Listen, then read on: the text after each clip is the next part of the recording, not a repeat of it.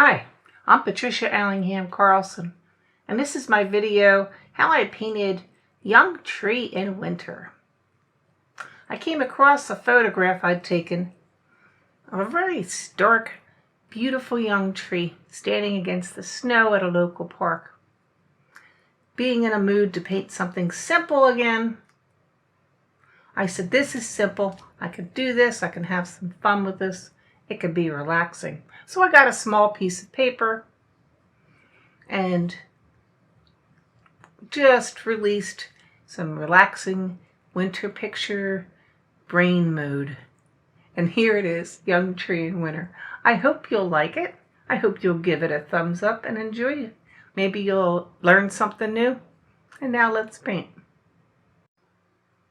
I was intending to just relax and go with the flow, so I didn't want to get into a complicated pencil drawing with this. I marked some basic horizon lines for this painting.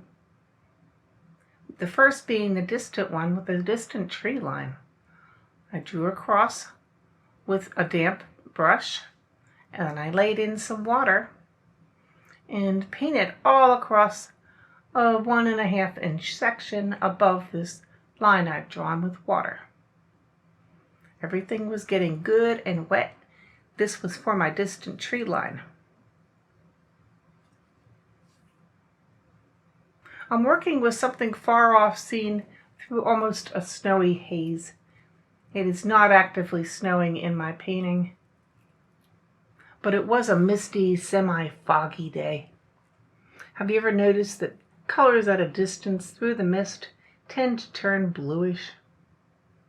So I used a lot of blues in these distant trees. Now I'm putting them down and thinking, this color is pretty bright. Maybe it's too bright. But I can tell you right now, it's going to fade since I'm working wet on wet. And I'll have to actually add color at some point later. The colors that I'm using for this were ultramarine blue, quin magenta, indigo. I came in with some hooker's green dark and some ochre. The ochre was the only warm color I used. And that was to add just a touch of the future, the spring, maybe what was to come. Although I've seen many trees that have a pale gold leaf that's dried but hangs on all through the winter. And maybe that's what these leaves are. Anyway, I'm working on this distant tree line through my imagination and looking roughly at my reference sketch of the tree in the snow.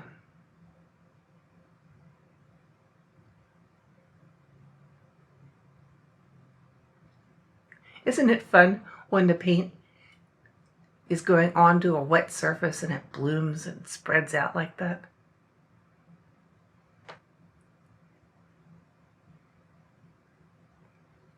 I like how the colors were becoming a little bit like a rainbow, so I continued with the mixed color mode. Some of the trees got taller in some spots, so I varied the heights. I applied with a dabbing, I did some splatter, and I did some plain painting. But I wanted this to be loose, and I did not want to overblend because I wanted the colors to stay a little bit fresh. Here I'm using the end of the brush to actually draw in some trunks into the wet paint. And you saw me doing that scraping motion. That's what I was doing. Now I noticed everything had faded to the same general tone, and I decided to add some more darks at the very base.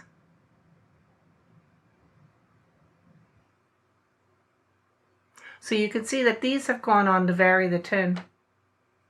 And then there's a next tree line that comes out a little bit below the first, a little closer to the viewer.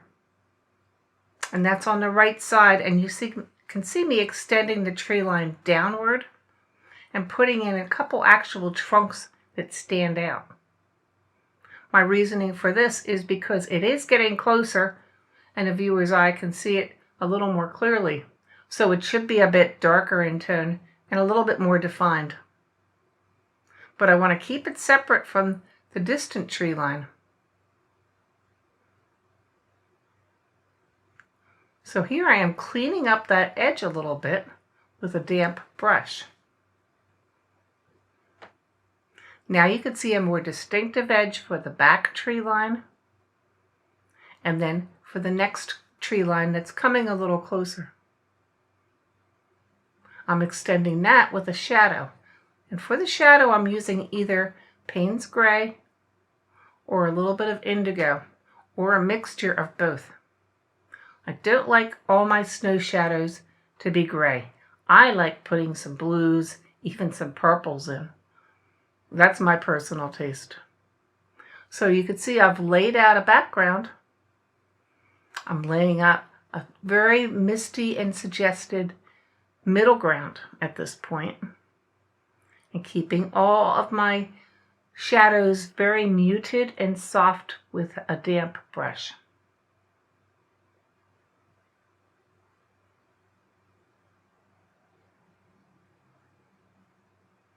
Next will be developing a simple foreground and then painting in a hopefully pretty little tree.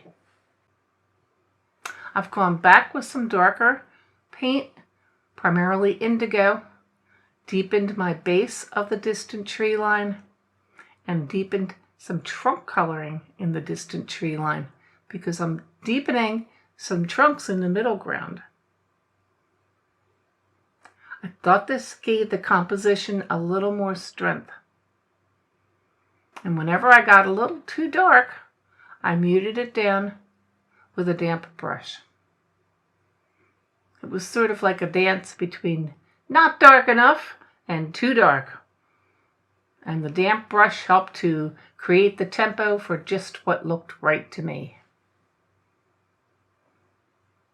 What do you think? That looks about right now.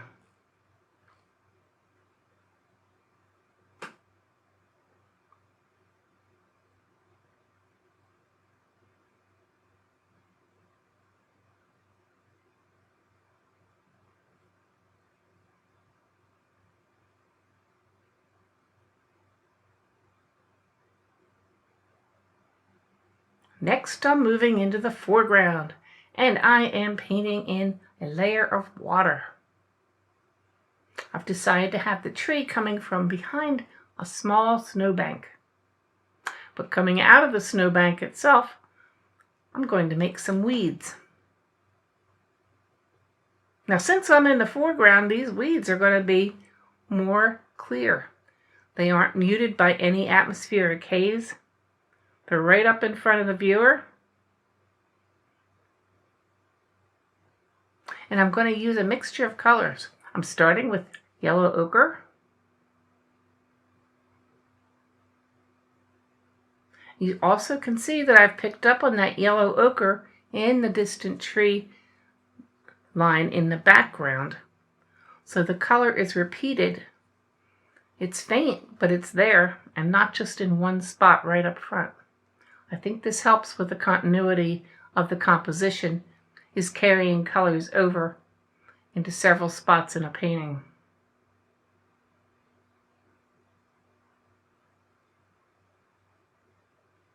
I'm bringing these yellow ochre spiky weeds upward. And next I'm bringing in some burnt sienna and some magenta.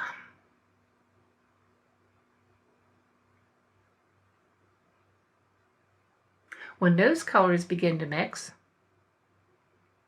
I'm getting a mauve. And I find that mauve is a color that I see a decent amount of in the late winter. I've seen that the young weeds can start turning a little bit reddish, just like the young saplings in some of the branches of the trees. as they prepare for springtime. They aren't quite so gray, but this reddish mauve color comes into play, and it adds some color in an otherwise rather drab landscape.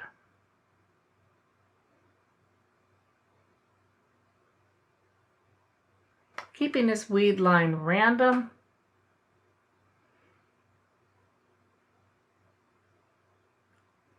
and I'm spraying it with more water. You saw me blocking off the flow of the water spray with my fingers.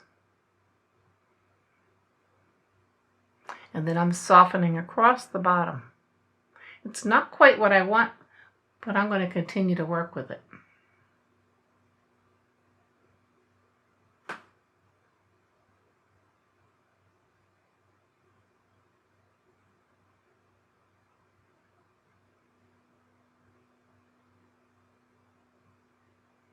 Now I'm looking back at my background and deciding if I'm going to have such brightness in the foreground, I guess I better put a little more brightness of the same color family into the background.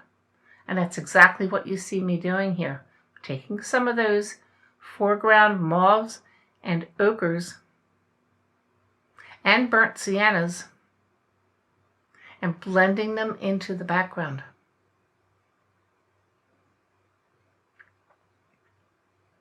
I think it helps incorporate the two areas. What do you think? As long as I don't overdo it and cover over all my other pretty colors in a muted background.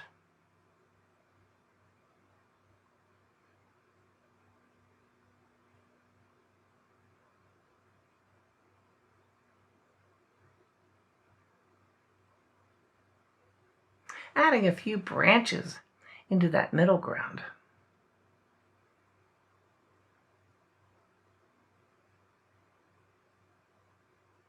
And I know that they're going to fade as they dry.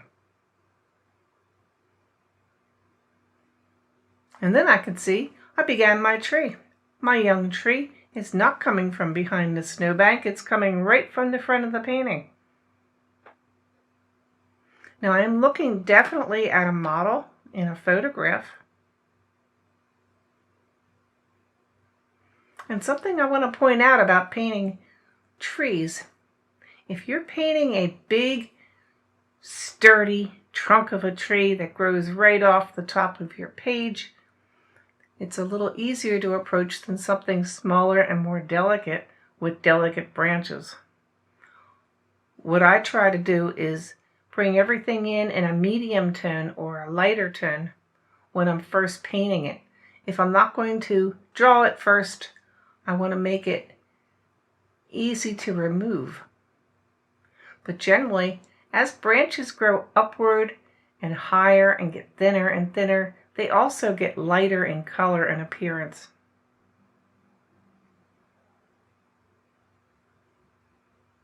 And if you make your top skinniest branches as dark as the trunk, it's not going to look as realistic if you're going for a realistic look.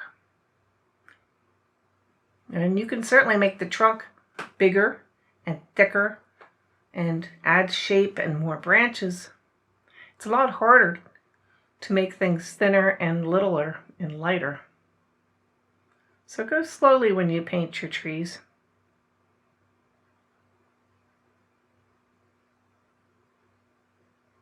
And look at your photographic reference if you have one. Try to pick a tree that has some grace to it or some interesting appearance to your eye. Or try picking a section of the tree that does.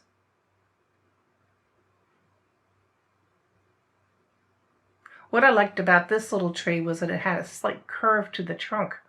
It went to the left and then back to the right. In doing so, it led the eye into the composition. So I placed it off center, and here I'm trying to keep those branches leading back into the middle of the composition.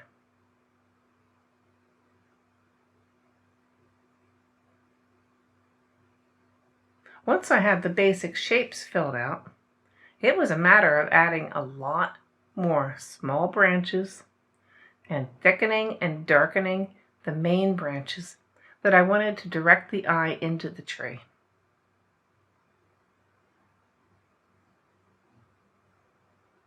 And I'm doing it slowly, bit by bit.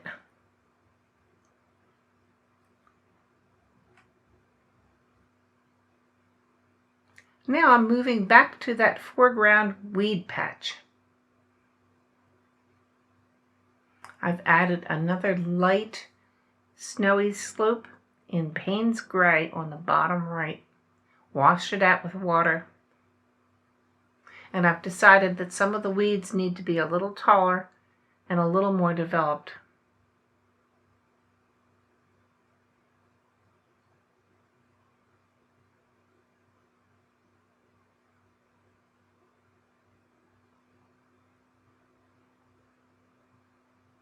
I'm also going back in with a third layer of glazing for the tree trunk and the darkest spots on it.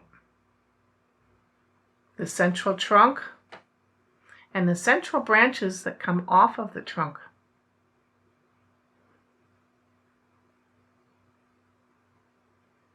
They're going to be the thickest and they're going to give the tree the most support.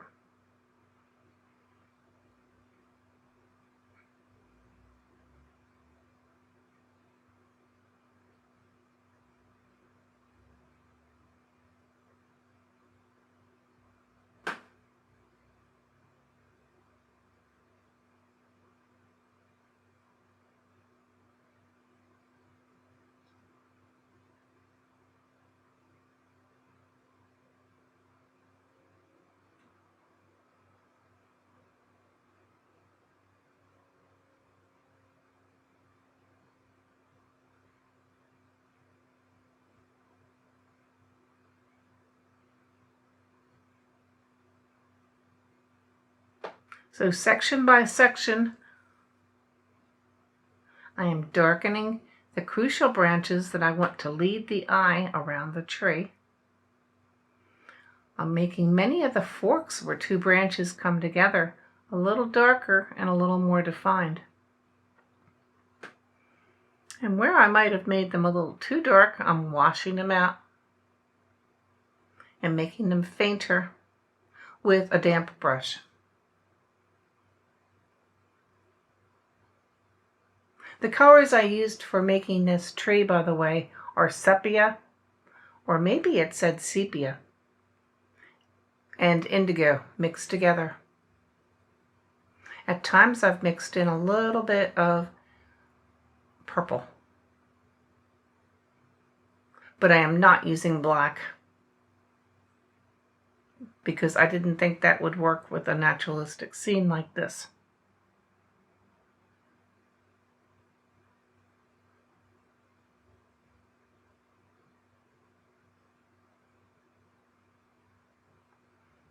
And seeing these dark branches come over to my background and cover it and obscure it, I think I made the background just about the right darkness.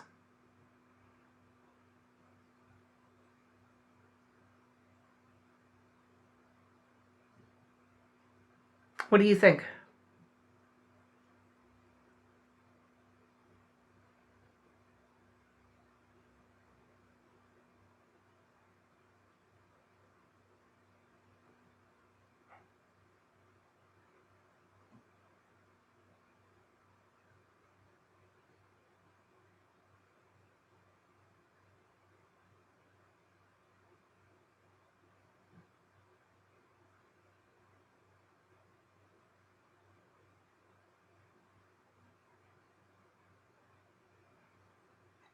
I'm adding a few more branches. These branches are mainly going on in a medium tone because they're medium thickness. But now I'm darkening and thickening the main branches a little bit more. I'm adding some more paint.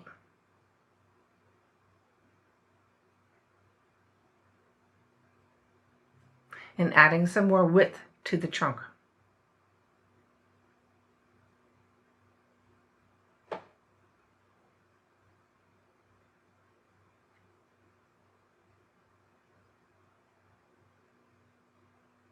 I think I've thickened the trunk enough.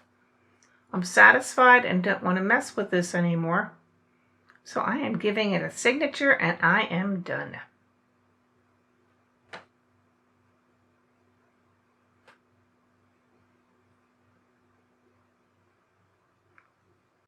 I hope you enjoyed my video, Young Tree in Winter. It was a pretty simple piece. I think a lot of people, even people beginning in watercolor, would have a lot of fun trying something like this. If you keep it simple and relaxed, take your time with whatever kind of tree study that you do. Distant trees are one of the easier ones to paint. Weeds are some of the easiest things to do too. And light colored shadows in the snow. Again, lay out a composition and give it a try. There's some links below that you can check out if you want to look at products I use and other places that I have my work on Facebook. If you ring the bell and subscribe, you won't miss any future videos. It was nice having you on this video voyage, and I'll see you next painting.